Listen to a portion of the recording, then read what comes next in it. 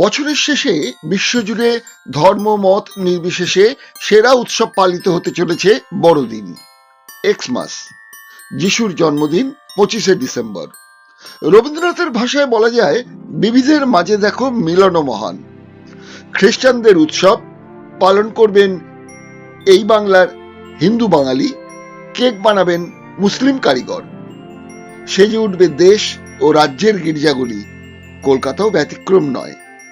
গ্রাম বাংলায় অনেক বাঙালি খ্রিস্টান পরিবার বিদেশি কেকের সঙ্গে পিঠে পুলিও বানাবেন ঘরে।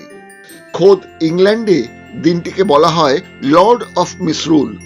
স্ক্যান্ডিনেভীয় দেশগুলিতে বলা হয় ইউলিপিস্ট। পর্তুগিজরা বলেন বিতিস্তা, অর্থ হুল্লোড়। কিন্তু আদৌ কি খ্রিস্টানদের ত্রাণকর্তা ঈশ্বরের পুত্র প্রভু যিশু এই দিনেই জন্মেছিলেন, আজ থেকে 2024 বছর আগে? বিষয়টা বিতর্কিত।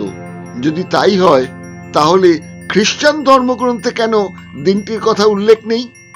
কেনই বা আর্মেনিয়ান চার্চে 6ই জানুয়ারি পালিত হয় যিশুর জন্মদিন? এবার চলুন বিষয়টা খতিয়ে দেখি। ডেল আরফিন ও স্কট ম্যানকিস্ট তাদের history of the world Christian movement গ্রন্থে লিখেছেন, যিশুর জন্মের 300 বছর পর্যন্ত যিশুর সঠিক জন্ম তারিখ নিয়ে ঐক্যমত ছিল না। 24শে ডিসেম্বর তারিখটি ধরা হতো সবচেয়ে ছোট রাত্রি হিসেবে, সূর্যের অয়নের হিসেবে। 26 থেকে রাত ছোট ও দিন বড় হতে শুরু করে, অর্থাৎ উজ্জ্বল হতে থাকে দিন। আসলে খ্রিস্টীয় আচারে সালসিস্ট মানে অয়নকালে সূর্য বন্দনার সঙ্গে স্ট্যাটার্নালিয়া নামে এক রোমান উৎসবকে জোড়া হয়ে গেছে।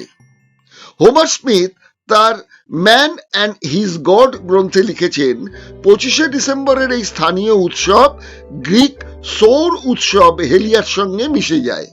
এই উৎসবে অ্যাটিস, ডাইনিসাস, ওয়েসিস প্রমুখ গ্রিক দেবতাদের সম্মান জানানো হয়। ডিসেম্বরের 21-22 তারিখে সূর্যের উত্তরায়ণ শুরু, তাই 300 বছর পর্যন্ত যিশুর জন্মদিন হিসেবে 25শে ডিসেম্বর মানতে কেউ রাজি ছিল না। কিন্তু ঐতিহাসিকরা বলছেন, 7ম শতাব্দী পর্যন্ত জেরুজালেমের চার্চও যা মানতে রাজি ছিল না। আর্মেনিয়ান খ্রিস্টানরা তো আজও মানেন না। তাদের মতে যিশুর জন্মদিন 6ই জানুয়ারি। সবচেয়ে মজার ব্যাপার, একদিকে সূর্য, অন্যদিকে বৃক্ষ, এই দুই সৃষ্টির উৎস। তাই হিন্দু ধর্মে যেমন সূর্যকে বিষ্ণু, দুর্গা, জগদ্ধাত্রী হিসেবে মানা হয়, রামচন্দ্রকে সূর্যবংশীয় রাজা হিসেবে মানা হয়, নবপত্রিকার পুজো হয়। 25শে ডিসেম্বরও খ্রিস্টানরা ঘর সাজান এক্সমাস ট্রি দিয়ে। ইউরোপে যখন মূর্তি পুজোর চল ছিল, তখন উপাসনা গৃহে থাকতো পাইন গাছ। ইতিহাস বলছে, লাটাভিয়ায় 1510 ও জার্মানিতে 1570 সালে প্রথম খ্রিস্টমাস ট্রির প্রচলন শুরু হয়। জার্মান প্রোটেস্ট্যান্ট মার্টিন লুথার 16 শতকে এই ট্রিকে জনপ্রিয় করেন। প্রোটেস্ট্যান্ট অর্থাৎ উদারপন্থী আধুনিক খ্রিস্টান সম্প্রদায় যিশুর পূর্বযুগের ধর্মীয় বস্তু উৎসবে তারাই ফিরিয়ে আনেন, যেমন হোলি গাছের পাতার সবুজ স্তবক, লাল চেরি ফল, ইউলক পোড়ানো, মোমবাতি জ্বালানো, ক্যারল গাওয়া ইত্যাদি ইত্যাদি। অন্যদিকে রক্ষণশীল খ্রিস্টান যারা ক্যাথলিক নামে পরিচিত, তারা গুরুগম্ভীরভাবে এই বড়দিন উৎসবটি পালন করেন। স্বামী অভেদানন্দের কাছে দীক্ষাপ্রাপ্ত স্বামী প্রজ্ঞানানন্দ তার শ্রীদুর্গা গ্রন্থের 77 পৃষ্ঠায় লিখেছেন, রবার্টসনও বলেছেন, Christmas is a solar festival. যিশুর জন্মের উৎসব আসলে ইস্তারা উৎসব। দেবী ইস্তারার উপাসনার দিন ছিল এই 25শে ডিসেম্বর, আদতে যা সূর্য বন্দনা। শুধু আর্মেনিয়ানরাই নন, 6 বা 7ই জানুয়ারি মধ্য এশিয়া ও পূর্ব ইউরোপের বহু দেশ গ্রেগরিয়ান ক্যালেন্ডার মানেন না। তারা জুলিয়ান ক্যালেন্ডার মেনে চলেন, যেমন বেলারুশ, জর্জিয়া, মিশর, ইথিওপিয়া, কাজাখস্তান, সার্বিয়া, এরকম আরো বেশ কয়েকটি দেশ। আসলে যিশুর জন্ম তারিখের প্রামাণ্য কোনো নথি নেই, তাই আলবার্টা বিশ্ববিদ্যালয়ের স্টিফেন হিউম্যান্স লিখেছেন যে মহাজাগতিক প্রতীকবাদ রোমের চার্চ নেতৃত্ব 25শে ডিসেম্বরকে শীতকালীন অয়নকালের সবচেয়ে বড় দিন, মানে সূর্যের স্থায়িত্ব বছরে যেদিন থেকে বাড়তে শুরু করে সেই দিনটিকেই নির্ধারিত করে দেন যিশুর জন্মদিন হিসেবে। বিশ্বাসে মিলায় বস্তু, সেই ট্র্যাডিশন তাই সমানে চলেছে। জুলিয়ান ও গ্রেগরিয়ান ক্যালেন্ডারের তারিখে যেহেতু 13 দিনের একটা তফাৎ আছে, তাই আর্মেনিয়া সহ বেশ কিছু দেশে 6 বা 7ই জানুয়ারি যিশুর জন্মদিন পালিত হয়ে আসছে। আপনাদের নিশ্চয়ই কৌতূহল হচ্ছে, ভারতে বা কলকাতায় খ্রিস্ট ধর্মের আগমন কিভাবেই বা হয়েছিল, আর কোন সময় থেকে এদেশে বড়দিন পালন শুরু হয়। ঠিকই, 1500 খ্রিস্টাব্দ পর্যন্ত ভারতে খ্রিস্ট ধর্ম ছিল না, তাই বড়দিন উৎসব পালনের বিষয়ও ছিল না। এই বড়দিনের উৎসব প্রথম ভারতে পালন করে পর্তুগিজ ব্যবসায়ীরা।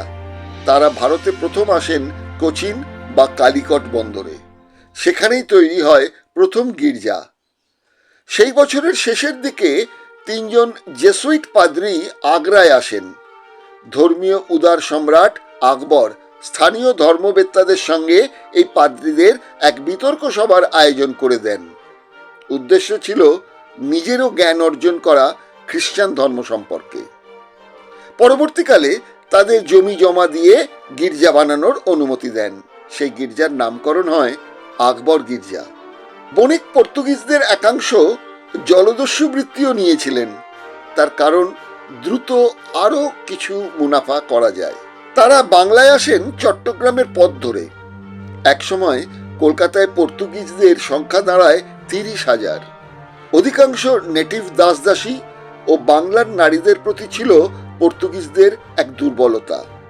রক্ষিতার সন্তানদের এদেশে পরিচয় ছিল ফিরিঙ্গি হিসেবে। হ্যাঁ, এমনই এক রক্ষিতার সন্তান কালীভক্ত ও বাঙালিয়ানায় বিশ্বাসী অ্যান্টনি কবিয়াল। কলকাতায় স্থাপিত হয় পর্তুগিজ চার্চ। সেই যিশুর জন্মদিন উৎসব পালন শুরু, বড়দিন নামটিও দেন কিন্তু ঈশ্বরচন্দ্র গুপ্ত। তিনি লেখেন, খ্রিস্টের জন্মদিন বড়দিন নাম, বহু সুখে পরিপূর্ণ কলিকাতা ধাম।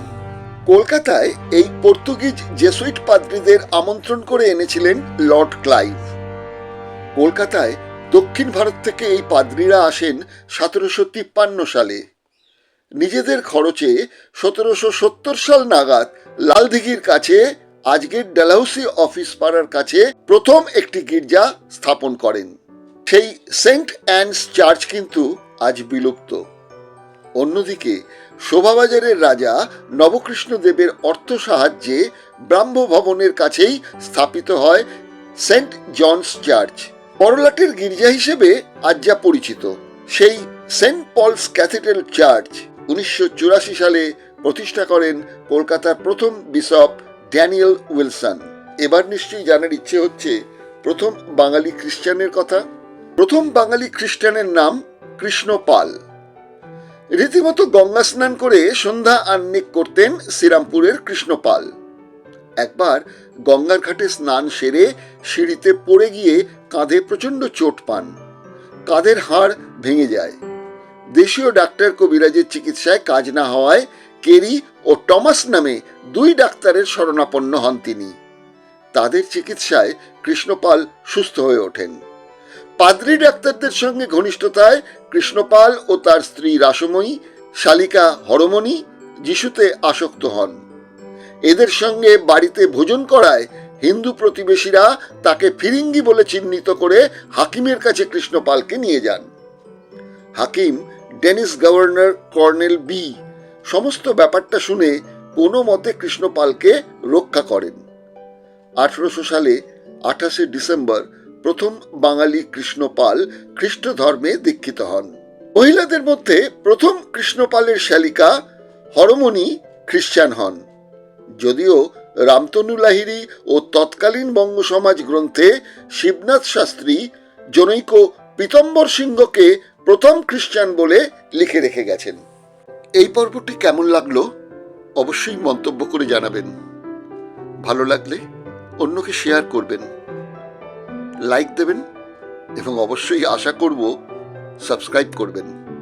তাহলে এমন অনেক নতুন নতুন তথ্য আপনাদের সামনে হাজির করার ইচ্ছেটা আরও বহুগুণ বেড়ে যাবে।